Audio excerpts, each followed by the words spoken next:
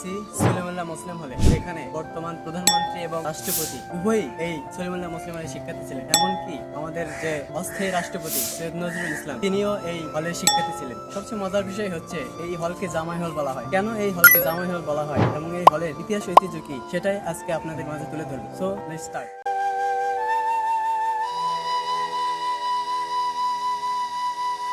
ঢাকা বিশ্ববিদ্যালয়ের বুকে দাঁড়িয়ে থাকা এক অনন্য রাজপ্রাসাদ। দূর থেকে দেখলে মনে হবে কোনো এক মুঘল বা ব্রিটিশ জমিদারের প্রাসাদ, কিন্তু না, এটি ঢাকা বিশ্ববিদ্যালয়ের প্রথম এবং সবচেয়ে ঐতিহাসিক ছাত্রাবাস, স্যার সলিমুল্লাহ মুসলিম হল।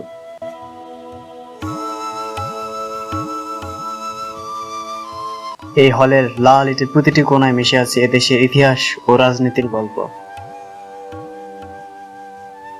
বাংলাদেশের বর্তমান ক্ষমতার শীর্ষবিন্দুতে থাকা দুই ব্যক্তিত্বের ছাত্র জীবন কেটেছে এই হলেরই বারান্দায়।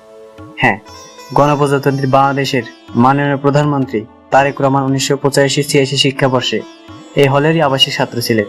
ঠিক একইভাবে দেশের নবমনোনীত মহামান্য রাষ্ট্রপতি মির্জা ফখরুল ইসলাম আলমগীরও এই হলের ছাত্র ছিলেন। শুধু তাই নয়, ঢাকা বিশ্ববিদ্যালয়ে পড়ার সময় তিনি এই ঐতিহাসিক SM হল ছাত্র ইউনিয়নের সাধারণ সম্পাদক নির্বাচিত হয়ে ছাত্র রাজনীতি নেতৃত্ব দিয়েছিলেন। কেবল বর্তমান প্রধানমন্ত্রী বা রাষ্ট্রপতিই নয়, এই হলের আবাসিক ছাত্র ছিলেন বঙ্গবন্ধু শেখ মুজিবুর রহমানও। প্রথম অস্থায়ী রাষ্ট্রপতি সৈয়দ নজরুল ইসলামও এই হল সংসদের ভিপি ছিলেন। দেশ গঠনে এমন বহু কারিগর তৈরি করেছে এই হল। কিন্তু এত রাজনৈতিক ও ঐতিহাসিক গুরুত্বের বাইরেও এ হলের সবচেয়ে মজার এবং সবচেয়ে রোমাঞ্চকর পরিচয়টি কি জানেন? তাহলে একে ডাকা হয় জামাই হল। কিন্তু কেন এই রাজকীয় হলকে ছাত্ররা জামাই হল বলে ডাকে? এর পেছনে রয়েছে এক দারুণ সামাজিক লোককথা। তৎকালীন সময়ে ঢাকা বিশ্ববিদ্যালয়ের সবচেয়ে মেধাবী, সুশিক্ষিত ও মার্জিত মুসলিম ছাত্ররাই থাকার সুযোগ পেতেন এই SM হলে। আর ঠিক সেই সময়ে পুরান ঢাকার অভিজাত এবং ধনী মুসলিম পরিবারগুলো তাদের মেয়েদের জন্য সুপাত্র বা জামাই পছন্দ করতে এই হলেই চলে আসতেন। হলের মেধাবী ছাত্ররা ছিলেন তাদের প্রথম পছন্দ। শুধু তাই নয়, কোনো ছাত্রের বিয়ে ঠিক হয়ে গেলে বা বিয়ে হয়ে গেলে পুরান ঢাকার শ্বশুরবাড়ি থেকে হলের ছাত্রদের জন্য আসতো রাজকীয় সব খাবার, বিরিয়ানি, বাকরানি আর নানা পদের মিষ্টি।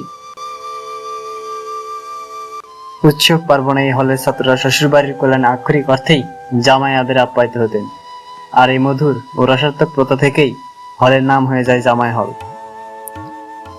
আজ হয়তো কালের বিবর্তনে পাত্র খুঁজতে পুরান ঢাকার অভিভাবকরা এই হলে আসেন না, কিন্তু আগের মতো শ্বশুর বাড়ি থেকে নিয়মিত রাজকীয় খাবার আসেও না।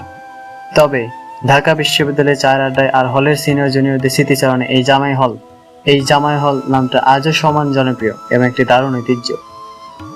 1921 সালে মাত্র কয়েকটি কক্ষ নিয়ে শুরু হয় এই হল। আজ 100 বছর পেরিয়েও সমান উজ্জ্বল। এক সময়কার জামাই হল খ্যাত এই ঐতিহ্যবাহী ছাত্রাবাস আজ দেশের সর্বোচ্চ অভিভাবক ও রাষ্ট্র পরিচালকদের আঁতুড়ঘর। ঢাকা বিশ্ববিদ্যালয়ের এই সলিমুল্লাহ মুসলিম হলের ঐতিহ্য নিয়ে আপনার কোন স্মৃতি বা মতামত থাকলে কমেন্ট করে আমাদের জানাবেন। ভিডিওটি ভালো লাগলে শেয়ার করতে ভুলবেন না। ধন্যবাদ।